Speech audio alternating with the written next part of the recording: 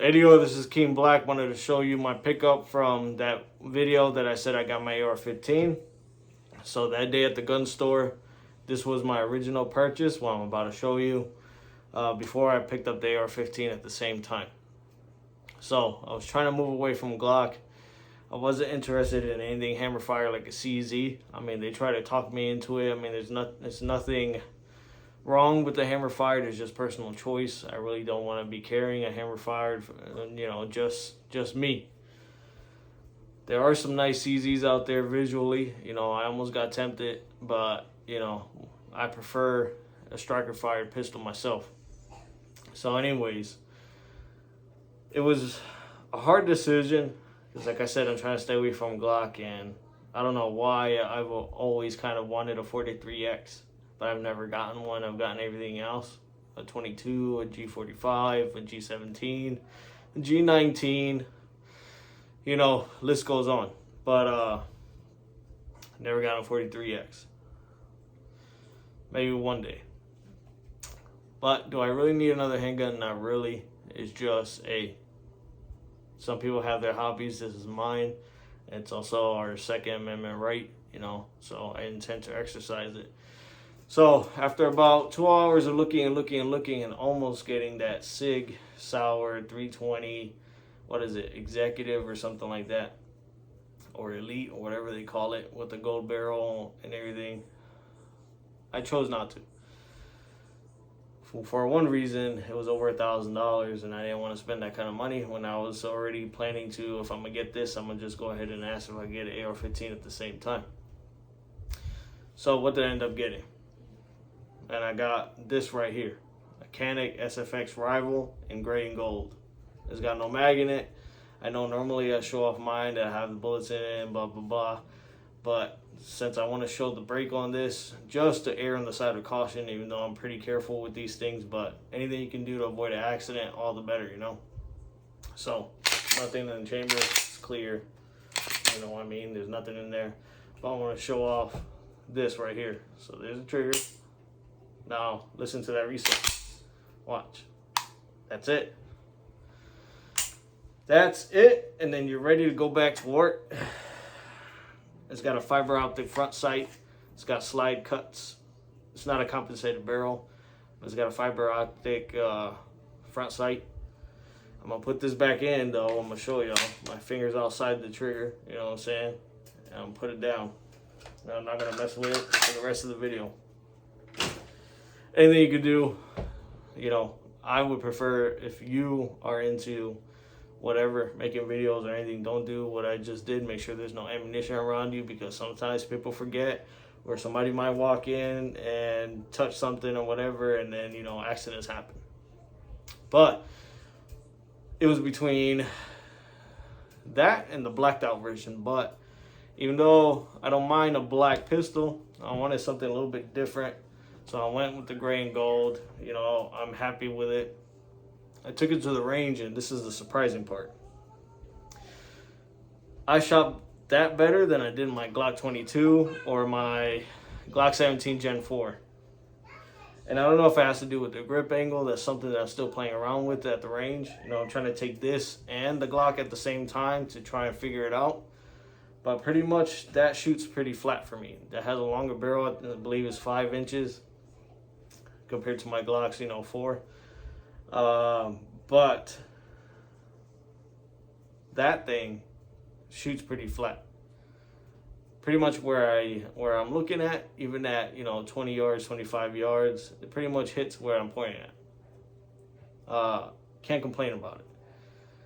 Now, what's interesting is the day that I took that along with the Glock, I also took my Taurus G3. Which normally is my truck pistol, right? Where if I lost it, I ain't gonna cry about it, right? Now, going from shooting that, when you saw how short that break is, to shooting the G3, it was a massive difference. Like the G3 by itself, and like if all I took was the G3, the Taurus G3, I can shoot pretty accurately with it. But if you shoot the Taurus G3 after shooting that, you realize how long that trigger pull is on that G3, man. Like, I was over here anticipating, bam, you know, and then I shot low. And then again, because I wasn't expecting that, my finger had to go all the way pretty much to the back for it to fire. So, needless to say, the 3 rounds I shot off the G3, I was like, yeah, not no more. Like, once I felt how short that trigger was, and even though I don't mind my Glocks, that has a very nice trigger to me. I prefer that trigger. Especially when sometimes things happen and you only got milliseconds to think. Like my previous story about how I almost got again because of putting myself in a situation that I shouldn't have been in the first place. You know what I'm saying? I'm already over 30, so it's not cute anymore to be doing the stuff that I was doing that I said in the last video. But that right there, pretty nice. I know that was intended as a competition pistol, but I mean, it comes with you know, a holster, so you can technically carry it. And even then, there's companies, aftermarket companies, that make holsters for it. So there's nothing wrong with carrying it as an everyday carry. It's just a little bit more fancier than you would expect, or it looks fancier, because everybody's opinion on what's fancy is different. It might just come down to price point, or it might come down to features. It's got a blacked out rear sight, you know, adjustable for windage. Front, once again, is that red fiber optic. I do have a TP9. I have not taken that thing out of its case in over like 10 months. I should probably go ahead and do that, you know, and show it again. Because, you know, what's the point of having it if you're never going to take it out and use it? I mean, everybody has a Safe Queen, but I mean, when I got that Canik TP9, it was like $240, $250, something like that. So I know that they don't go for that now necessarily. Maybe the prices are going back down on those, but I know that I got that one pre-COVID, and that was, you know, one of the more smarter purchases. But believe it or not, I still haven't shot that one. I don't know why. I think I just got it because I started learning about Canik, and then everybody was hyping it up, and I can see why. Like I said, that SFX rival is nothing to sneeze at. I mean, that one I purchased for about a little over $550, which isn't that bad for my area. And it was at a gun store. I know maybe I could have lucked out, maybe have found it online slightly cheaper, but then even if the website offers free shipping, you're paying for the transfer fee anyway. So might as well have it contribute to my state and support a local business at the same time besides the transfer fee. So picked up the Canik there. Am I happy with it? Definitely. You know what I'm saying? I don't really have any complaints about it.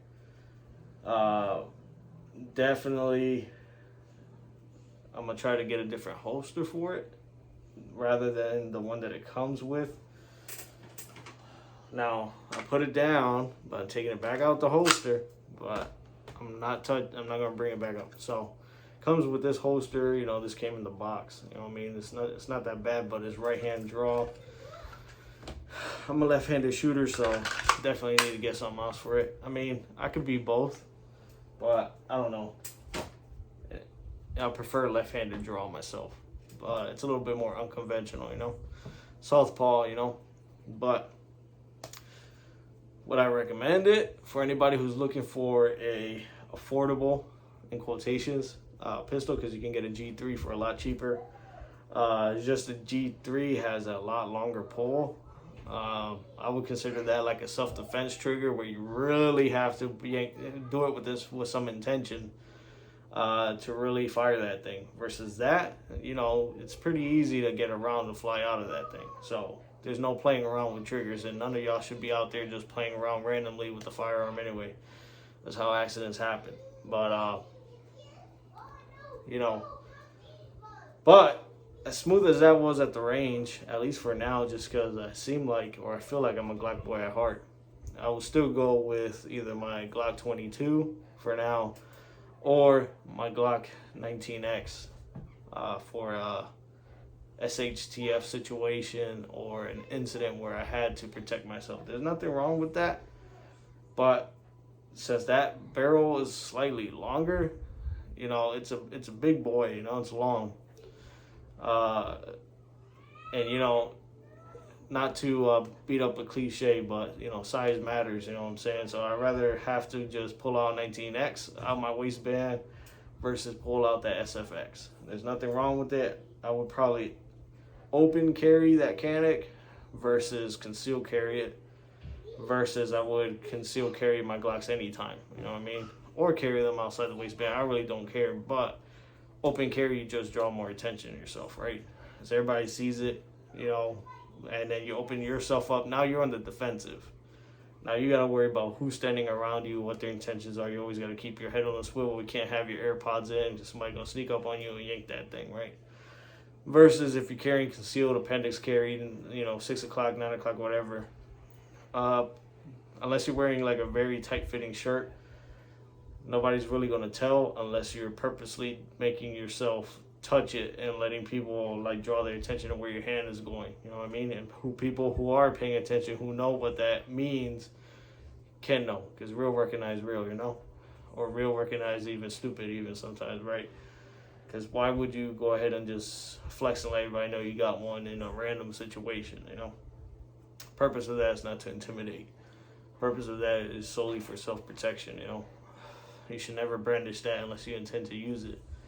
Even in my story that I told about the park, like I said, I had it ready to go. I had my Glock 19X ready to go on my lap when I was pulling out. But that doesn't mean that I lifted it up for them to see. That doesn't mean that I was acting like I was big and bad. I was just focused on getting out that situation because I was with somebody. And not only that, still 2v1. Not only that, didn't even know if they were armed or not. Not only that, it's not worth losing your life over if you can get out of the situation, you know what I mean? Especially when it had nothing to do with business, or anything like that. Or any beef like that. It was just a random situation that could happen to anybody. And even if you don't walk around at a park at night or parked in a car at a park at night, just replace the scene with the Walmart parking lot when it closes, or if you have a Walmart that closes or a store that closes in the evening, or you go to a drive-through at Wendy's, McDonald's, these type of things happen. You go to one of those pull-up ATMs. Situations like that are common, and unfortunately on the rise. So, Canik Sfx. I know I didn't show it too much. I probably spent more time just drawing about it, but definitely love that thing. Now, am I done for now? Just financially buying firearms? Yeah, I think I am right now. If I spend any money, it's just going to be towards more accessories and ammo for now, because I have more pistols than hands right now, and now I have one AR and one AK. So what else do I really need besides one? But let me know what y'all think about Caniks. If you have any experience with them, if you like the feel of them, if you have or shot or own an SFX rival, how do you like yours? I mean, like I said, if it's between that and the Glock, most people may lean towards Glock because of the dependability and reliability that's associated with the name. But Caniks are nothing to sneeze at. It's just they haven't, here in the States, been put through decades of testing, So they're not tried and true yet. But from what I've heard and from my experience at the range so far, that probably put maybe 200 rounds through that thing at the range. Reliable. No failure to feeds, factory lube, haven't re-lubed it, haven't cleaned it, nothing like that. Shot, remanufactured, new 9mm rounds just fine. And yes, that's important to mention, it's chambered in 9mm. But let's see, maybe, I always say the same thing.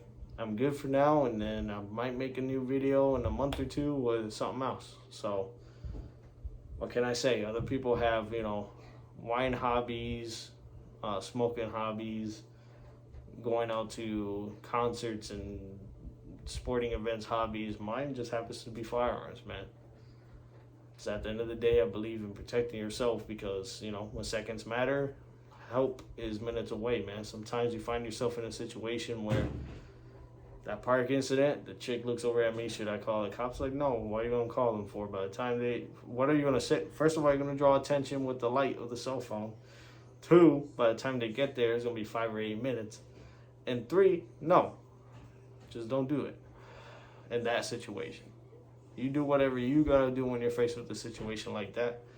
But, you know, I just learned, hey, fool me once, fool me twice. I got fooled twice. So it's the last time putting myself in a dumbass situation like that without carrying on me all the time, even if it was nearby. Things you do in life, man. Protected by grace. ADR, this is Keem Black. I'll see y'all in the next one.